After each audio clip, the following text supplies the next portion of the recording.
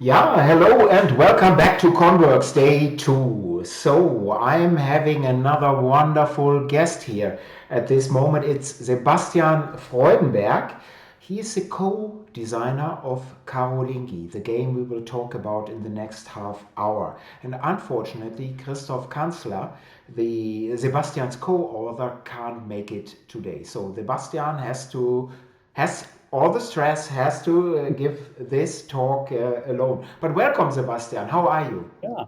Hi, Oli. I'm glad to be here. I'm fine, and I hope you are too. Yeah. Yes.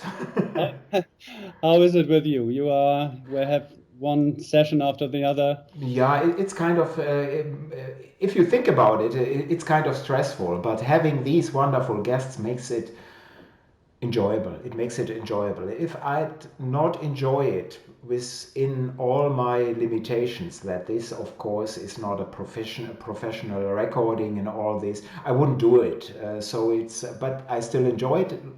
Let's see how I think about this at 10 p.m. This evening. Maybe it's different then. And there's already Chris from the UK. Hello, Chris. Good to see you back. And as I said, Carolingi is the topic, and this will be the first game of a brand new company, Seacove Games.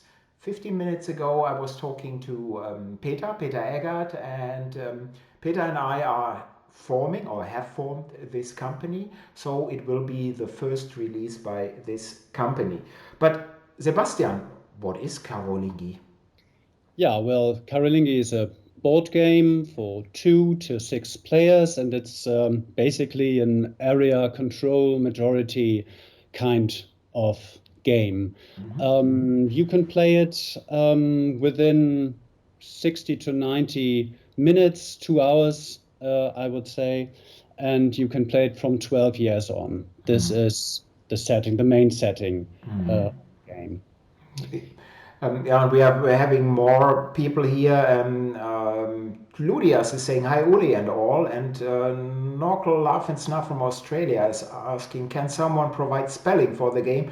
A new joint company. I only learned about it here on ConWorxx. It's brand new announcement, so you could not know this You can. before. And so the company is Seacove Games.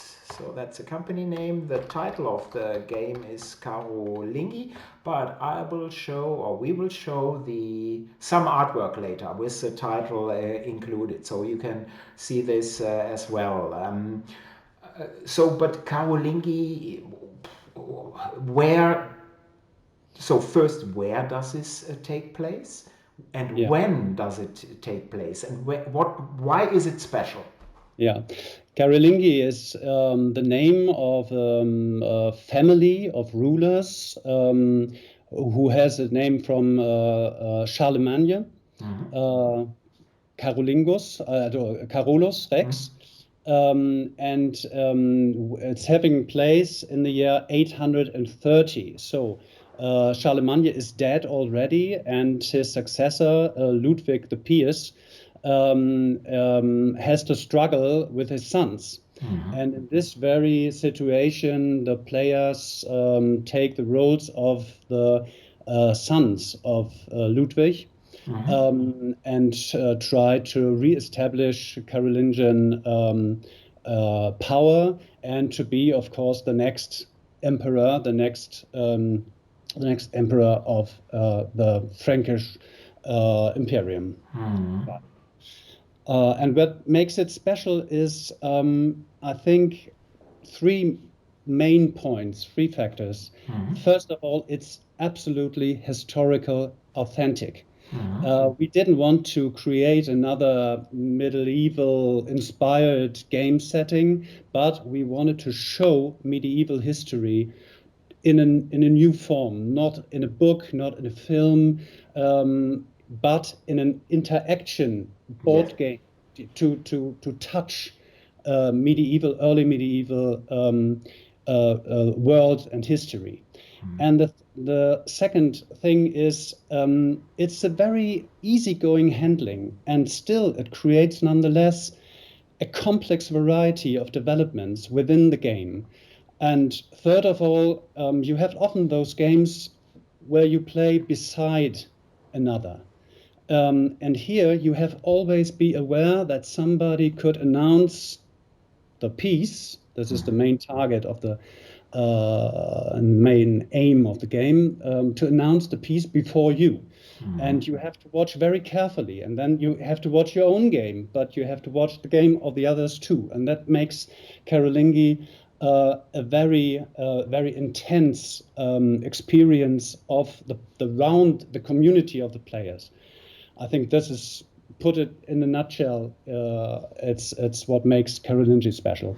Yeah, I think this is a great description. And when Peter showed me the game for the first time, so I was immediately, although Sebastian and Christoph put a ton of development since then into the game, so it's in a different stage. But when I saw the game for the first time and had the pleasure to play it with Peter, so I was immediately intrigued. So it's really something special. And if you are a true gamer, of course, area majority type game. So you do this, you have combat, and then you win, and it's done. And when you have occupied the majority of the board, you are the winner of this game. But Carolingi, as Sebastian pointed out, is really a game based on history. So the game ends when there is peace.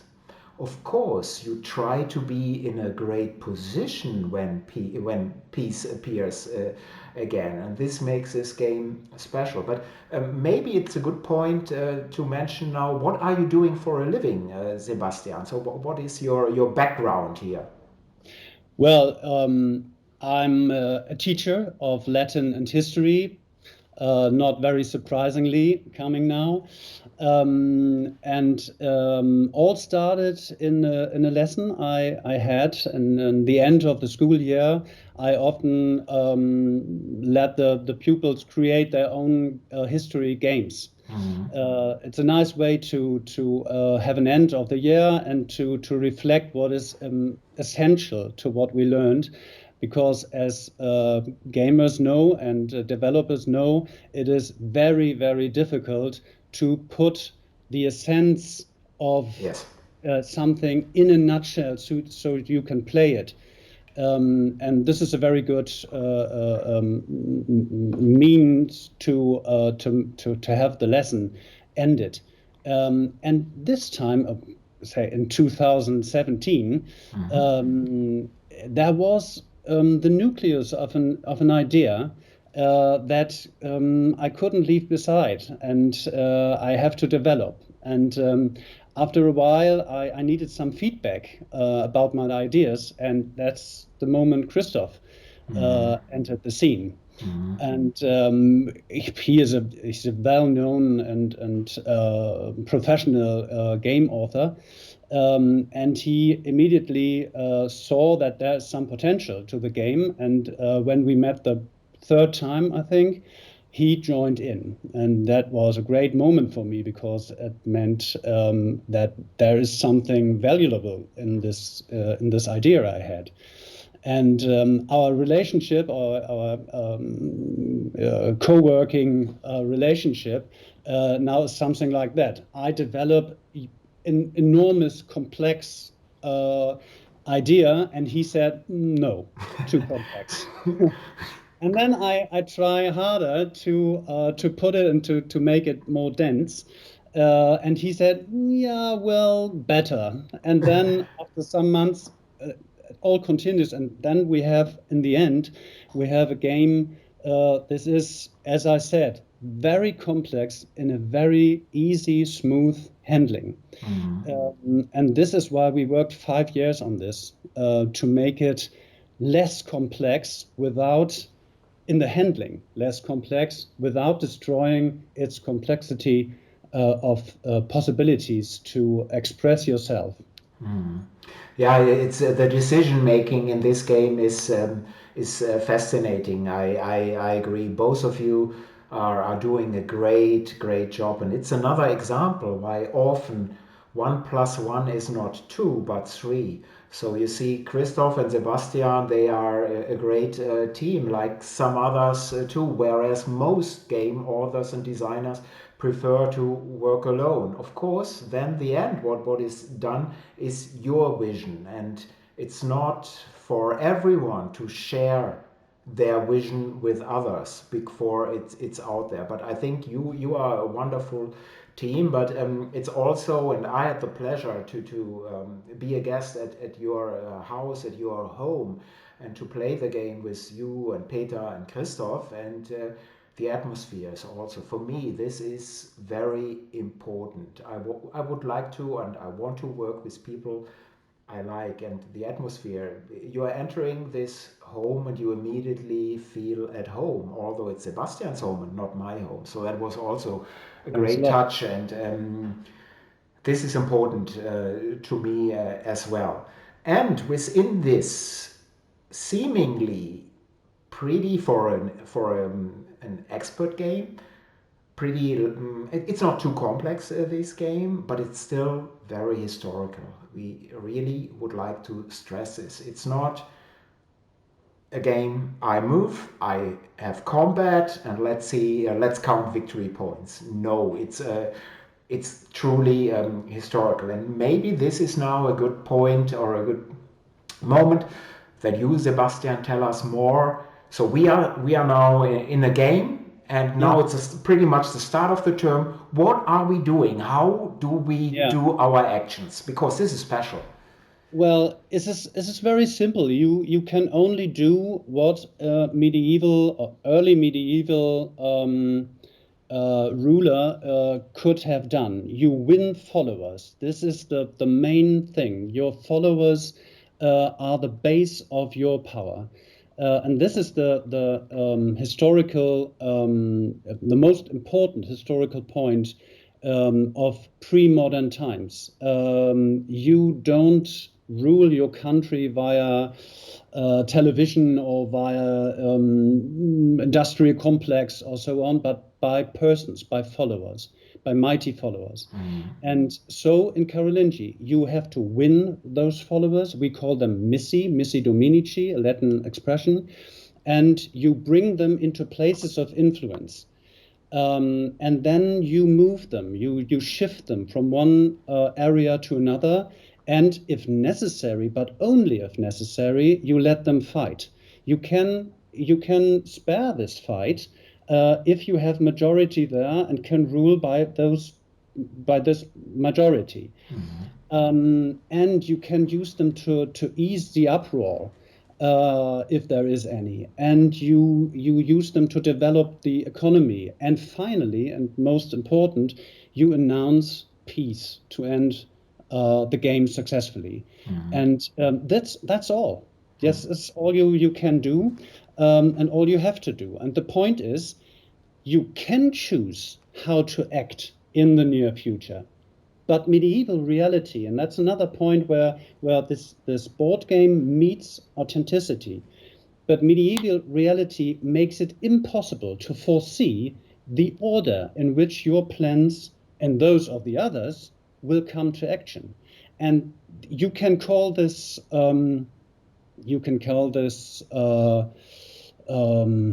yeah, maybe it's an historical necessity that you have to wait what fortune brings. We call it actually Wheel of Fortune, and it's a very innovative mechanism. It's nothing more than a bag you draw your action tiles from, but it shows that you can want to do something, but you don't know the order in which action comes. And the other point is that the outside world comes in via playing cards showing the country or Yes. the authentic map of the Frankish kingdom. This is the third point. It is the authentic map of the Frankish kingdom in the year 830. And the cards announce that there is trouble ahead, and the Carolingi have to react. And if not, trouble is coming to them. So gray cubes flood the strongholds of the Carolingi and have drawbacks in the power you have. Yeah. That's it. Yeah, and this describes it really, really very well. And this drew me into the game right from the start. We have to say, it won't be a game for the organized player. So we know, especially in Euro type games, there's a certain group of people, and there's nothing bad about this, who want to plan everything ahead and know this will. I'm now doing this. They build their engine, and from now I'm doing this, and then this will follow, and then I'm doing this and this. No, we are talking about medieval history. You cannot plan everything ahead. It's not what it's happening. But if you are a chaos gamer, then of course you can take a risk, you can do this, and hopefully it will work out. But you have to think in terms, there is a chance that this will be possible, but maybe it's not happening. But this is the nature of this game and of medieval history. Before you continue, Sebastian, I have to take a look at the chat because there is quite a bit of activity. First, I have to say I saw you yesterday. Hello to Poland, and your name is Stol Starbovi. Hopefully, my pronunciation is so bad. And he's greeting you, of course, as well, Sebastian. And Canibi Blue is asking, does Sebastian use Twitter? I don't think so, right? Not yet. Yeah. So Sebastian is too smart for this, and Too very you aren't on BGG. Are you on BGG? Not yet. Not yet. Okay. And yes, and she's also asking, Carolingi doesn't have an entry there, or am I mistaken? No, on No. purpose. We want to set up the website with this new company first, have the entry there, and then we will slowly move over to BGG. So it won't be that long, hopefully. And Norklin Snuff from Australia is saying, I'm loving how Sebastian can describe the game in the context of the setting. I can imagine a great teacher of Latin and history and why it can be exciting. Yeah, and I love history as well. And I studied history, but I must say at school I I wasn't that interested in history. And if I had history teachers like Sebastian, probably my interest in history would have started way earlier. It started only when I was 17, 18, and so late in my school career. So yeah, I agree 100%. So what else have we here? So it's more than a Claudius is saying this, and you will know this. To me, it's nothing. So it's more than a Saccus stochasticus. No, and I'm happy that you point this again. What is this? What is a It's Saccus stochasticus? a fortune. How do you say Zufall in English? I missed it. Randomness, A random luck. randomness, and it is not. Has not to do with random. And I'm happy to point that out again. You have to choose if you want to be the risky type and to put in the maximum what you can do, or if you see, well, I only put those tiles, action tiles, into the Saccus, into the bag, which in every case can be successfully used. And if you do that, you cannot fail your plans. There is no random. You will succeed. But maybe you develop your game a bit less straightforward than the other who choose more random. So it's always a dilemma between being fast or being cautious. And this is your choice, and this is the choice of early medieval rulers. Of course, you can, and we have a lot of example of rulers who risked all, and who succeeded, and who risked all and failed utterly. And you have to walk in between and to see where have I to risk now all, and where should I be smooth and step by step and hold back. And so it is not a random game. No, no, not at It's all. Not at very, all. very important to understand Carolingi, but it's a dilemma between how much do I want to risk. Yeah, I agree 100%. It's all about risk management, and of course your plans. It's possible that they cannot work out, and I experienced this in one game. Um, I had to take two actions, and my planning was I first move to an area, and hopefully then I can have combat in this area. But you never know which of my two action tiles will be drawn out of the bag, or maybe this other player isn't even there anymore. Maybe he has moved away. But I said, well, I'm risking this will hopefully happen. Of course, it did not happen. But this is not. This is really my thinking about this. My option. I could have done something completely differently, and You could have moved first and then see what happens. But of exactly. course, it is not that fast as you want it. Yeah, exactly. I was maybe too greedy, and it backfired. But it's really a great thing. Let us for a moment, please, and Sebastian, you won't see this. Take a look at some artwork, and although I will ask for your input here again. Also, let's see. Let me bring up this first. So, what you're seeing here is part of the game board, of course, at 50%. So you see the Carolingian Europe here with the different areas, and down here you see the annales, which means the different years, 1830 and so on. And this game is played in seasons. So per game year, we are having 4 seasons. And you place your tiles when they have been drawn out of the bag in here. And there's also the scriptorium, the archivum, and you place the cards. Sebastian mentioned the cards outside to it. So the different ones are placed at the border of this game board.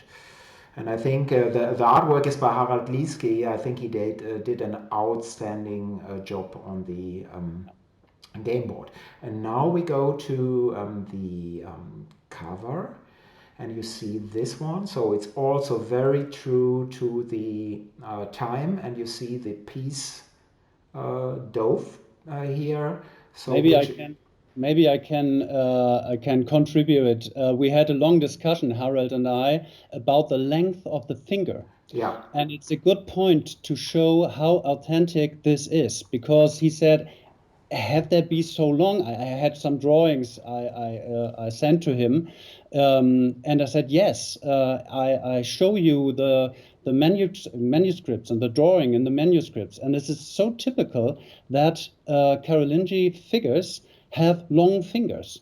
So this is a tiny point where you can see we have thought this through to the detail. Yeah, and let me get this down here to see Sebastian again. Yeah, at first I had the same reaction. When I saw the cover, I said, wow, this figure looks a little bit plain. This character there, fingers are too long. No, we have to work on this. But to be true to the topic, yes, we need a medieval illustration and not something like we would see it. So I'm 100% certain that some gamers will be very surprised, because everybody of us is educated in a certain way, and we are visually orientated people, at least most of us. And so we are used to the same kind of board game covers. And this is definitely a break with some tradition, but I think it's all for the better here. And so good that you are explaining this with the fingers. But I have to go to the chat because it's a lively chat here. And Can Be Blue is asking, is it going to be heavily language dependent? No, actually Not at all. not. We are using a few symbols here, but otherwise, no, it's not language independent. And this will May- be, uh, maybe I can please. contribute again. We had this discussion about the country names. I am German, so I would have said Burgund. Mhm. And then, of course, why Burgund? Why not Bourgogne or Burgundy and so on? So we had one game, and we used the language of the countries, which is now spoken there. This has been a long discussion, and it's a good result of being a European or yeah, a medieval game, because this is another typical point.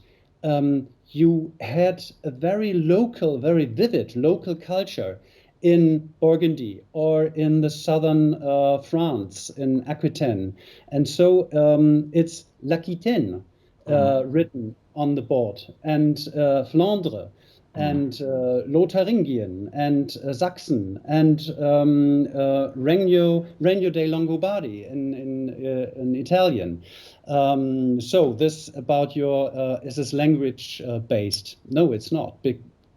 Yeah, Yeah. it's and this hopefully we will this will be a dual language edition, so English and German. But if there are other partners, of course, it's very easy to localize this into that language as well. So that's so there are cards, but no text on them. So there are tiles, wooden pieces, no text here. So we are very happy that we have achieved this. And there's more love here for the artwork from Claudius. He's saying, yeah, a great illustration, in my opinion. It adds to the feeling of a game if the illustration is accurate to the era it shall represent. Yeah, I agree. And Harald, I know you are not really well today. Maybe you're seeing this, or maybe you're watching this later. So thanks a lot for your work here, for your all your artwork. So I think it really adds. Although, as I said, some people when they see the box they will say,